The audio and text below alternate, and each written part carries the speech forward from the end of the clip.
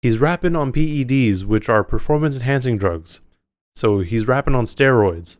Like, he's on another level entirely. Could you imagine if rappers had performance enhancers? That'd be crazy. Just about a year ago, Lloyd Banks dropped Course of the Inevitable, and it received a lot of praise. So, it makes sense that he would have a sequel coming this summer, Course of the Inevitable 2. And to prepare us for this sequel, he's dropped the first single titled Menace featuring Conway The Machine. I mean, based off of the last album, you know this one's going to be crazy. So let's go bar for bar and break down the lyrics to Menace. If you're new here, these breakdowns are where I go through and read the lyrics to a song and give my interpretation of what the artist is trying to say. My interpretations are not always correct, and I do miss things, so if I miss something or misinterpret anything, please let me know in the comments below. That way, everyone gets to learn something. So the track starts off right away with Lloyd Banks' first verse. Yo, since my DOB, they knew I'd be a menace. Believe in me, threw on my shades and SOX hat. Back with my Easy E, I hit my number every time. So since the day that he was born, they knew he would be a menace, and they believed in him, and he believes in himself to the point where he's gonna throw off his shades and his socks hat, just like he's taking off his Easy E appearance. Because you've probably seen Easy in pictures with a sock hat and sunglasses on. And he always hits his number. He always hits his mark. He's always there. He's always doing it. You can rely on him. People believe in him. Or he's giving you a reason to believe in him. And I'm rapping on PEDs, made millions of MP3s, did that with a GED. You didn't fuck up all your handout. He's rapping on PEDs, which are performance enhancing drugs. So he's rapping on steroids. Like, he's on another level entirely. Could you imagine if rappers had performance enhancers? That'd be crazy. But he's made millions off of MP3s. Like, he's had a very long and successful career, and he did all that with a GED, which, if you aren't aware, it's when you return to high school to get your diploma. If you had dropped out or just did not graduate originally, and then he's like, "I did all this stuff, so you're like, you kind of fucked up if you pull your hand out, like." Why are you asking for stuff if I've made it through all these struggles? Just back to your EBT, top down on the interstate, make the back of the GT bleed. You never really did shit, so your story is an easy read. So, pull your hand out. Nah, you gotta go back to your EBT. Like, we ain't doing no handouts. You gotta struggle. You gotta deal with it. Top down on the interstate, and he's making the back of the GT bleed. Top down. He's in a convertible, and he's driving a GT, a Grand Touring, and it's bleeding because they flooring it. they giving them hard pulls, and he's like, you never actually did any of this stuff, so your story's an easy read. I can tell that you lying. I can tell you faking about it. I'm sharp as ever and get to the Benjamins like Embiid. I'm a true boss, blue boss, don't get too lost. New course, my little nigga banging, send him knock your bitch ass roof off. So he's sharp as ever. Even as he's getting older, he's still ready. It's all there, and he's ready to get to the Benjamins like Embiid, the Sixers reference. He's a true boss, got a blue Porsche. Maybe that's the GT that he's driving with the top down. Don't get lost, new cause. Like, he has some other reason to be doing what he's doing. Like, he's been revitalized in some way, maybe. And then his homie's banging, and he's like, all right, well, I got a job for you, basically. He sent him to knock on your bitch ass and then knock your roof off. I mean, shoot your face. Got these fools sick, making it hard to ditch that fluke off. I'm recharged again, couple of mil to get back, few tools, splatters, paint a picture. So he's got everyone sick. It's making it hard for them to, ditch that fluke. Like, they got lucky, but they won't get lucky again. And he's recharged again. He's revitalized. I mean, he just dropped a really solid album last year, and now, and based off of this song, the sequel is going to be pretty good too. And then him saying bladders paint a picture, I'm not too sure what that means, other than people pissing on themselves because they're scared of what he can do or get done. Or maybe that's a reference to his homie that's banging still. Shipping looking blurry on your end, the fuck I'm hanging with you. You've been seeking strangers for attention, don't let fame get you. And then he's comparing himself to other people, and that may be related to the bladders bit, because that's painting a picture. It's looking blurry on your end. Like, I can't actually see what you're trying to do. Like, what are you even doing? Or you don't know what you're doing. And he's like, why am I even hanging with you? Like, I'm not going to get any benefit out of this. You've been seeking strangers for attention when you could get other people helping you out. Like, and even if you do get fame or like attention, don't let that fame get to you, because that's ultimately a lot of people's downfall. Winning to do magic, kill your haters with the same elixir. Bankrolling this motherfucker nigga. And then he just kind of signs off. I mean, he went and did magic with everything that you just mentioned, and but also just in the past. And then he's gonna kill. Like he's kind of giving you advice.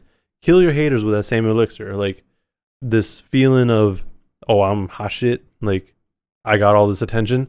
Like take that energy and just get rid of your haters that way, or bring that same energy to them, or even like the energy that haters bring to you, just send it, like reciprocate it. This then goes into the chorus. Nigga added to my legend. I'm back to drop another classic on you, and we all know what I'm repping. Southside is the section. So he's saying, added to my legend. This is just another bullet point, essentially, on his long list of things that he's accomplished. He's back to drop another classic. And you know where he's from. I'm to keep it low, mind you only if you don't want no connection, dog. Imagine how I'm stepping. Loyal to my family, every hour, minute, second. Nigga, added to my legend. Came along, you leave alone. I had to learn my lesson. And through all the things that he's done, he's learned to keep a low profile and mind your own business if you go somewhere without a connection. Like if you go to a new hood and you don't know somebody, like, you know, watch yourself, be careful. And then he's like, imagine how I'm stepping. I'm loyal to my family, just all the time, every hour, minute, second. And then again, added to his legend. He came alone and he died alone, or he's going to leave alone. He just had to learn his lesson. You can't trust everyone, except family in this case. This then goes into Conway's verse. Yeah. You already know when they cut the Pro Tools on. I slaughter any production, I gotta lay vocals on. Them old niggas didn't embrace a nigga with open arms. Fuck them niggas, they broken, I'm only focused on the bag, nigga. So Conway's coming in hard, saying, you already know what we doing. When they throw that cut on the Pro Tools, I'm gonna slaughter that production. Anytime I gotta hop on a beat, it's done. And then he's talking about how back in the day, the OGs didn't really embrace him with open arms. And then he's like, man, they don't know what they're talking about. They're broken. Like, they're missing something. Like, there's no connection there. And at the end of the day, he's just focused on the bag. He's just trying to get the money up. Ask my young boy what you smoking. He said this just a pack of a dead op. The back of your head dropped from this Mac when his lead pop. Made a couple $1 million from rapping and fans watch like we actually still package. I'm rapping on rap block. So then he's asking his homie or his young boy, either, I don't think it's his actual son, but, you know, just someone coming up, like, hey, what you smoking on? He's like, we just smoking on a dead op. Like, you know how they make packs for literally everything. So this is the dead op pack. And then the back of your head is going to drop from the smack when it's lead pop.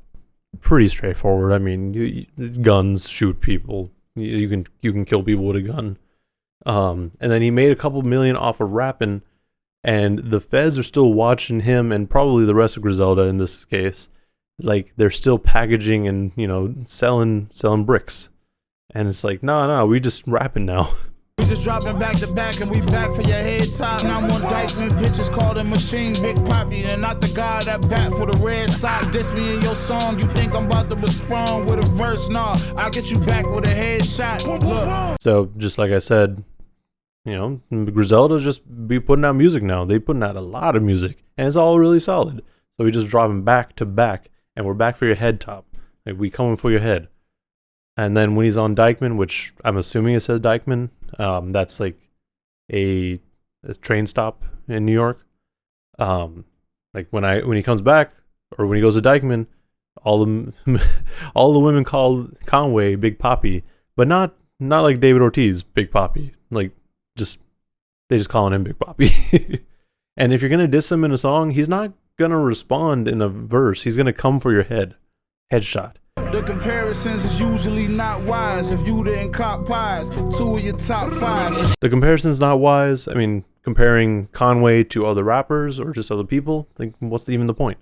I'm assuming it said cop pies, meaning bricks, you know, product. And then 2 of your top 5s. I think he's talking about Lloyd and himself. I don't know what else he could be referencing there, though. And this then goes back in the chorus, which is the same as before, and then the final verse from Lloyd Banks. God gave me the gift of gab. Slick took my way out of polygraph. I'm in my catch a body bag. Skin strong as Bacardi glass. He has this God-given talent to just rap, essentially. And not even just rapping, actually. Just, he's a smooth talker. He's got the gift of gab. And while having that, he's able to slick talk his way out of a polygraph, which is like a lie detector. And he's able to trick it, essentially. And right now he's in his catch a body bag, like he's ready to come for you. Like he's ready. He's gonna take you out. And his skin is as strong as a Bacardi glass, which apparently is really strong. I didn't know that was a thing. Play around, everyone gon' leave out with something like party bags, pricey army tags, weed hitting off for Ferrari dash, just the sorry class. So if you play around, everyone's gonna be leaving with something. I mean, it's gonna be like a little party bag. And then pricey army tags is probably just in reference to like dog tags being turned into jewelry. They didn't offer Ferrari dash, just a sorry class. I don't know at all what he means there. 10 toes watching the market crash, want no target slash, don't stick around with no parking pass, sticky parts ahead. So 10 toes watching the market crash. So he's standing up, watching everything fall down.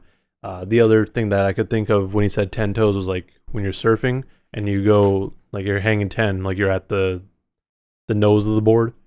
So he's like, you can kind of see everything when you're up there. And then those who stick around with no parking pass, like the people who ain't really supposed to be here too long, they're the ones with sticky palms. Like they ready to grab stuff. It's brown bag keys in apartment stash. Sony right, I shine bright, made it out of a darker past. Crack the windows, let the heaters in. Brown bag keys, which are probably kilos, so bricks. And apartment stash, like you got a stash in the apartment where you may be selling out of, or it's just a stash house, essentially. But given that he has that past, it's only right that he shines bright now. Like he's made it out of our darker past. Always been superstitious, ain't no way around it. PTSD from the cruel conditions. Everything is independent now, dropping, don't do permission. Probably learn a thing or two if you listen, my nigga. He's always been superstitious. There's no way around the PTSD from the cruel conditions that he's grown up in. So, everyone has some sort of PTSD in that case, I would imagine. Because, like, if you came up in an area where you're just, you got to be selling things and there's always that possibility that you'll get killed. You've probably already seen people get killed. Like, there's a lot going through your head. So, yeah, you're going to have PTSD no matter what, I'm sure, if you're in that sort of situation. And then him being superstitious just kind of adds to that. And now everything is independent now, dropping undue permission. So everything that he's putting out is independent, and it's like there's no label telling him what to do. So this is really what he wants to do. And then he's like, yo, you probably learn something from me if you listen. Your man the soldier, he'll holler back when the dancing's over. 2 middle fingers put fuck yous up to the cancer culture. Can't stand a vulture, sitting in borders of antidote. The very moment you hit, the planning's over. So he's probably, like with the last line, he's like probably talking to somebody, like a younger guy. He's like, yo, little soldier, like this dude over there, he'll holler back at you when the dance is over. The dance being like the deal, the interaction that they had. Like he'll come back to you. And then 2 middle fingers put fuck yous up to the cancel culture. Like a lot of people feel that way about cancel culture nowadays, and I get it because people are very quick to cancel someone. So it gets very, very messy. But I understand where he's coming from. This next line, can't stand a vulture, it's sick, and the boards will antidote you. I don't know if that's actually the line or not, but at least can't stand a vulture makes sense. Like he doesn't like culture vultures, most likely. And then we get the last chorus, and the track is over. Overall, this was a really good track. I really enjoyed it. I listened to it on the way home in the car a couple of times, and I enjoyed it. It sounds just like what I would expect from him at this point in time. Like, based off of the last album, I'm sure this one's going to be just as good, if not better, especially with this being the lead single. Like, we know exactly what we're getting. Like, if we're going to get more, like, boom bap sort of sounds, like, it'll be great. I'm sure we'll enjoy it. I'm excited to see what singles may come out next, or whenever we get a release date, because I mean, summer 22, we got like, what, another 2 months? I mean, it's about to be July, so we'll see. No, but this song was solid. I really like Conway's verse too. Like, he fit the track perfectly, but that's also kind of expected because this is the sort of beat that Conway excels on. But yeah, that's all I got for this track. I am, like I said, excited to see what comes next.